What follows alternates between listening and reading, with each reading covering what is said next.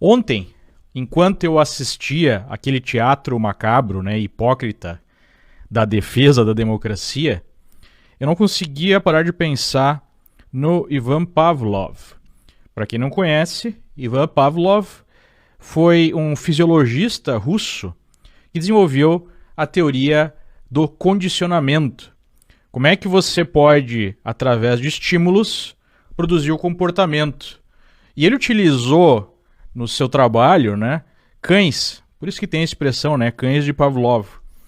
Ele foi bastante financiado aí pelo regime russo, porque obviamente os revolucionários russos tinham como objetivo o condicionamento das pessoas, né? E há uma série de aplicações para a teoria dele. Então ele mostrou, por exemplo, que se você mostra a comida para um cachorro, o cachorro saliva, né? Seria um reflexo incondicionado. Mas se você mostrar a comida, né, e bater um sino, e depois de algum tempo você simplesmente bater o sino e nem mostrar comida, só com o sino o cachorro já vai salivar, né, não precisando então desse impulso produzido pela visualização ou pelo odor da comida, né. Mas os experimentos dele foram muito mais extensos do que esse, né, simples. Talvez o mais interessante que eu li a respeito é sobre como você quebra a resistência dos cachorros mais agressivos, aqueles, né, que não são dóceis, que não são domesticados. Ele identificou que a maneira mais efetiva de transformar esses cachorros em cachorros dóceis seria a sistemática apresentação desses cachorros a estímulos contraditórios, em que, num determinado momento, um cuidador do cachorro vai lá e alimenta e faz carinho, e no momento seguinte, ele vai lá e desce a porrada no cachorro. Se você apresenta, né, esses estímulos contraditórios de forma sistemática, em algum tempo o cachorro fica extasiado, ele não sabe mais como reagir e ele simplesmente deixa de ser agressivo, né? Por que eu falo isso? Vejam o tipo de estímulo pavloviano que foi apresentado ontem ao público. Você tem uma autoridade, né, um ministro, apresentando ali a defesa da democracia e ao mesmo tempo, né, falando contra arbitrariedades, contra ditaduras, ao mesmo tempo que propõe uma lei que na prática é uma lei de censura às redes sociais e defende a perseguição aos oponentes políticos, o que é algo típico de ditaduras, né? Então, são dois estímulos contraditórios ao mesmo tempo. Aí vem outro ministro e acusa aqueles manifestantes que promoveram, alguns deles pelo menos, né, vandalismo, de terroristas, e ao mesmo tempo esse mesmo ministro fez toda a carreira dele que o levou até o Supremo na defesa de um terrorista que lá na Itália matou pessoas em nome de uma causa comunista.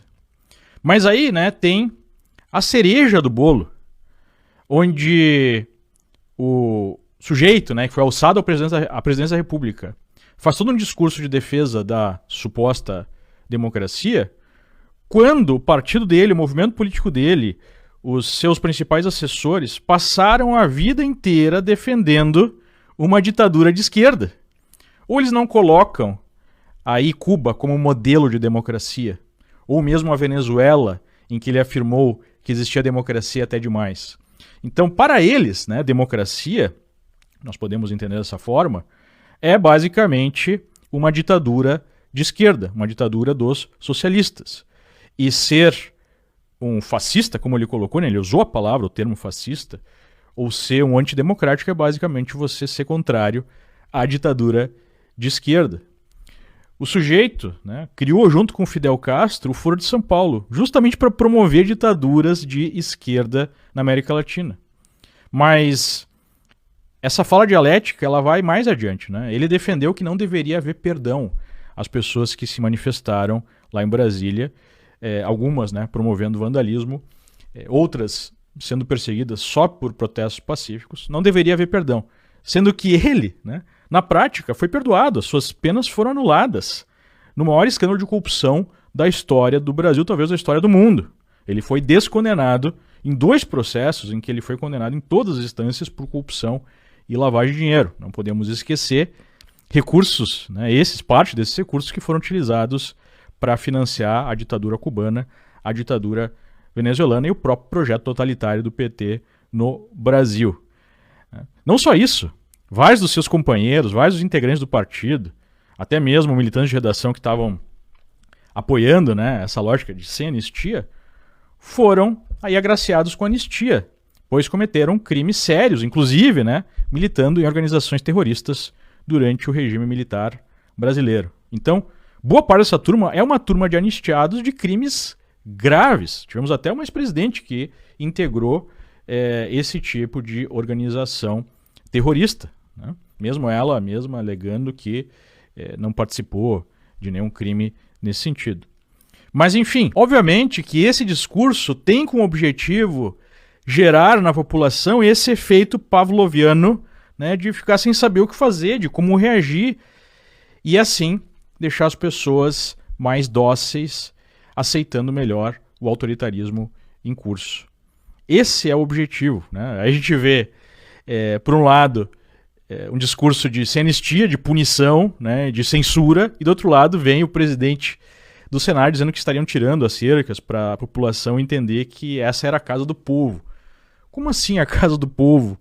Né? Se o povo está sendo censurado, está sendo perseguido, pelo menos quem não concorda com tudo o que está acontecendo. Né? Então, o objetivo dessa retórica é justamente criar esse efeito de as pessoas ficarem perdidas, ficarem dóceis como os cães do Pavlov.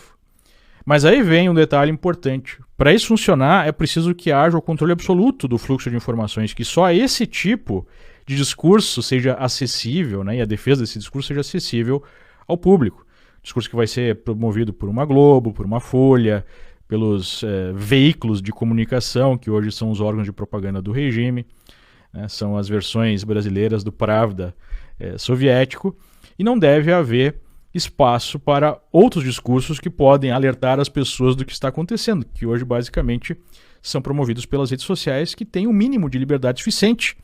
Tanto é, né, que saiu uma pesquisa aí no Poder 360 que mostra que menos de 20% das pessoas acreditam que o que aconteceu no dia 8 de janeiro foi a tentativa de um golpe, né? Então, todas essas manifestações, todas essas distorções, todas essas técnicas, né, de condicionamento do público acabam não funcionando quando há a possibilidade de alguém assistir ao contraditório. E é exatamente isso que eles querem acabar no Brasil. Não por acaso o editorial do Globo hoje defende com unhas e dentes o que eles chamam de regulação das redes sociais, que nada mais é do que a imposição da censura.